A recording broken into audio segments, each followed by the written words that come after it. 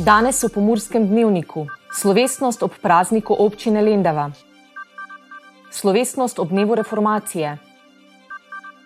Štajersko mlado vino v prodajo. Premik ure na zimski čas. Vreme. Jutri bo pretežno oblačno.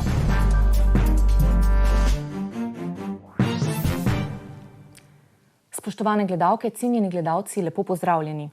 Na predvečer praznika občine Lendava se je v gledališki in koncertni dvorani Lendava odvila osrednja slovesnost s podelitvijo občinskih priznanj.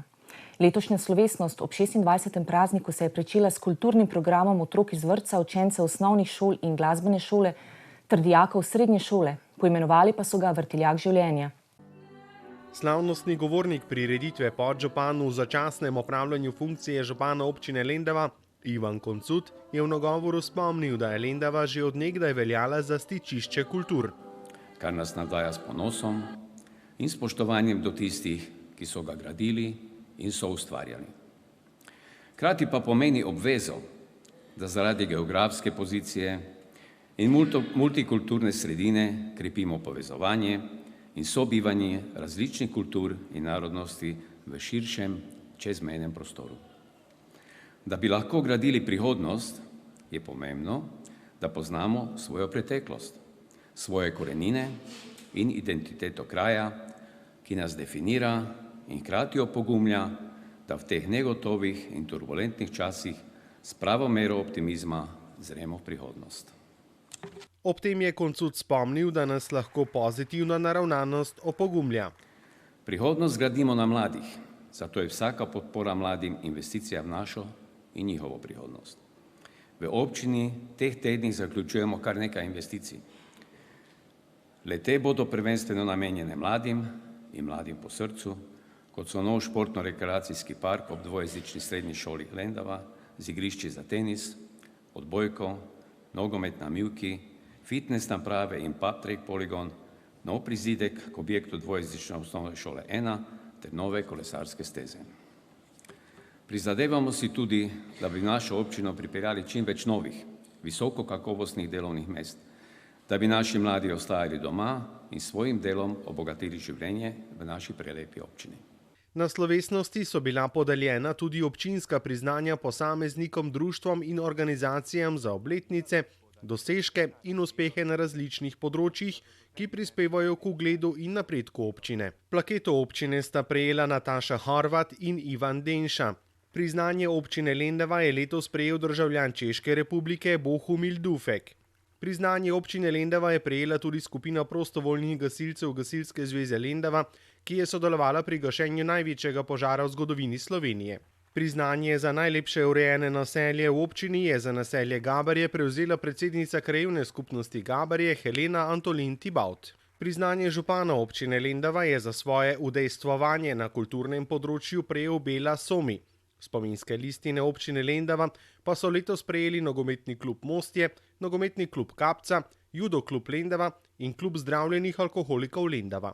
Glasbeno in plesno obarvan kulturni program slovesnosti ob občinskem prazniku so soustvarjali mladi iz vseh vzgojno-izobraževalnih ustanov občine Lendava. Vsi nastopajoči so se ob koncu kulturnega programa ponovno združili na odru in zasijali v skupni pesmi Življenje je vrtiljak.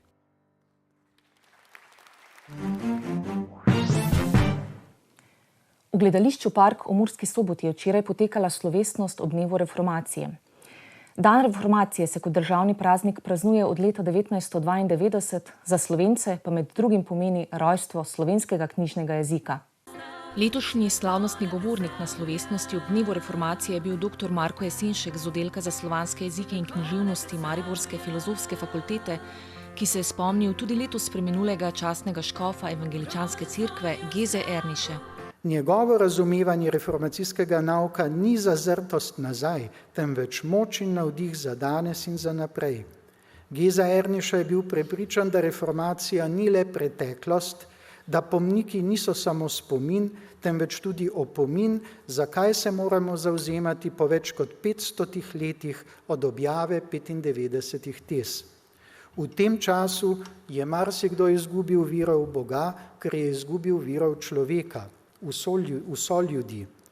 In marsikdo je spet našel vira v Boga in v dobro, ker je srečal dobrega človeka. Življenje je vedno igra in pot, sami pa se moramo odločiti, ali bomo igralci ali igrače. Tako je bilo nekoč in tako je tudi danes, ko se srečujemo z novim ameriško-ruskim obračunavanjem v obdobju nerazumljivih globalnih političnih napetostih in grožnje svetovne katastrofe. To je slepa ulica človeštva, ki se ji po prepričanju Geze Erniše lahko izognemo tako, da bomo znali prevesti evangelij v življenje. Gre za tisto življenjsko moč, zaradi katere bomo in bodo radi živeli življenje, ki temelji na vrednotah moralno-etničnih zahtev in se izpolnjuje v ljubezni. Spoštovani, želim vam milost spoznanja ter prijazen, miren in prazničen dan reformacije. Dobra 2 tedna pred Martinovim je 18 vinarjev že pričelo s prodajo mladih štajerskih vin, ki so jim nadeli ime Pubec. Prodajajo ga tudi Radgonske Gorice in Vina Štajer. Gre za sveža in razigrana vina, ki jim posamezni vinarji radi nadenejo pisane nalepke in imena, na primer Frkolin, Mali Knopf ali Muki. Za prodajo mladih vin veljajo točno določena pravila. Tržijo se lahko po 1 mesecu trgatve, na trgovskih policah pa so lahko le do konca januarja. Tako razigrana je embalaža mladega vina, ki ga od danes naprej prodaja mladi vinar Samo Krajnc. Precej pozornosti je posvetil tudi izbiri imena. Malenkost karikirano je to kot dojenček vin in imenuje se Mali Knopf. To je pa ime, katero imenujem jaz mojo ta manjšo hčerko, 9 let staro. Mlado vino pod skupno blagovno znamko Pubec že 8 let točijo tudi Radgonske Gorice. Avtohtoni sorti Ranina je bilo letošnje vreme pisano na kožo. Trgatev se je začela toliko prej, zato so tudi arome zelo prijetne, kisline mogoče nekoliko nižje, ampak vina izredne kvalitete.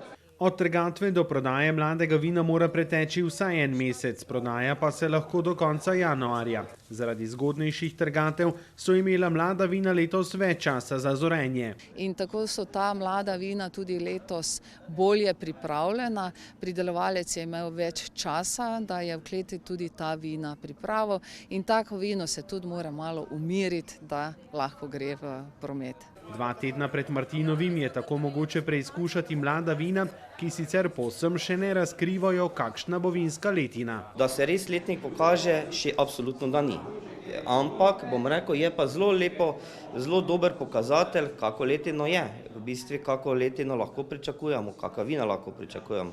Mlada vina imajo manj alkohola in žvepla, ocenjevalci pa pri njih presojajo predvsem sadnost in svežino. Ta mlada vina morajo biti po videzu iskriva, mora biti barva sveža, mora biti vonj nekako cvetličen, sadni in pa seveda pitno mora biti.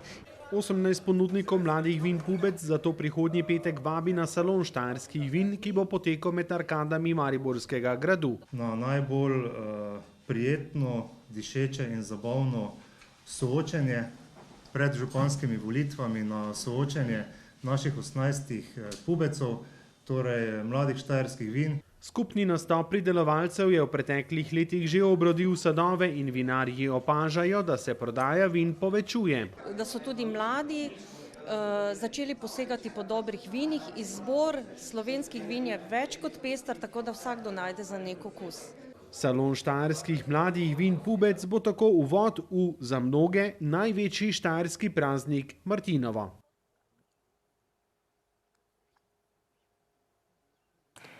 V nedeljo bomo znova premaknili urne kazalce, tokrat za 1 uro nazaj. V nedeljo 30. oktobra bomo znova premikali uro. Čeprav je bil premik v Evropi obljubljan že pred nekaj leti, ko je spremembo na podlagi spletne ankete z področja Evropske unije izglasoval celo Evropski parlament leta 2019, pa bomo tudi letos iz poletnega prešli v zimski čas tako, da bomo v nedeljo ob 3 ponoči kazalce zasukali za 1 uro nazaj, torej na drugo. Razhajanja in predvsem razprave glede premikanja ure so, kot izgleda, prekinile razna pomembnejša vprašanja, kot so na primer covidna kriza in draginja, a mnenja še zmeraj ostajajo deljena. Mnogi zagovarjajo dejstvo, da premikanje ure vidno moti naš bioritemski ustroj. Kljub temu, da je v nekaterih predelih sveta ta sistem že odpravljen ali pa ga niso niti uvajali, na primer v Sudanu, Egiptu, Iraku, Turčiji, Argentini, Braziliji, Rusiji, Indiji, Japonski, tudi v nekaterih državah Bližnjega vzhoda, pa si pri nas, kot vse kaže, ukinitve premikanja ure zaenkrat še ne moremo obetati.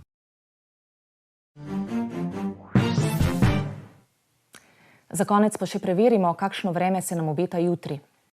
Danes smo imeli pretežno oblačen dan s temperaturami okrog 15 stopinj Celzija. V Krajinskem parku Goričko smo opoldne namerili 17, v Murski Soboti in Lendavi 14, v Radencih pa 13 stopinj Celzija. Jutri bo jasno, zjutraj in dopoldne bo po nižinah megla ali nizka oblačnost. Jutranje temperature bodo od 5 do 10, ob morju okoli 14, najvišje dnevne od 20 do 25 stopinj Celzija. Najnižje jutranje temperature bodo v severovzhodni Sloveniji, v Murski Soboti in Mariboru okoli 8, dnevne pa od 21 do 23 stopinj Celzija. V nedeljo in ponedeljek se bo nadaljevalo jasno vreme. Po nižinah bo zjutraj in dopoldne megla ali nizka oblačnost, ki se lahko pojavi tudi ob morju. V višjih legah bo zelo toplo. Temperature v naših krajih bodo zjutraj okrog 8, čez dan pa okoli 24 stopinj Celzija.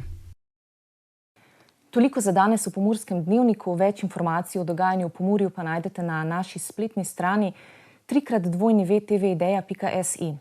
Ostanite v naši družbi in nasvidenje do prihodnjič.